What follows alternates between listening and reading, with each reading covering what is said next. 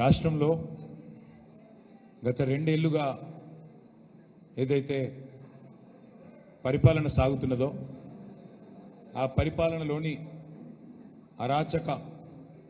అవినీతి ఉదంతాలు ఒకటి కాదు ఎన్నెన్నో ఉన్నాయి. కానీ ఇవాళ ఒక క్రిమినల్, ఒక నేరగాడు ముఖ్యమంత్రి అయితే పర్యవసానాలు ఎట్లా ఉంటాయో మీరు చూడాలి అనుకుంటే దానికి తాజా ఉదాహరణ ఒక నేరస్తుడు, ఒక అడ్డంగా దొరికిపోయిన దొంగ ఈ రాష్ట్రానికి నాయకుడు అవుతే, ప్రభుత్వ అధినేత అవుతే దాని పర్యవసానాలు ఎట్లా ఉంటాయో తెలవడానికి ఇవాళ ఈ రాష్ట్రంలో నిన్ననే జరిగిన ఈ ఫోరెన్సిక్ ల్యాబ్ రాష్ట్ర రాజధాని నడిబొడ్డున, హైదరాబాద్ నడిబొడ్డున ఫోరెన్సిక్ ల్యాబ్ తగలబడ్డది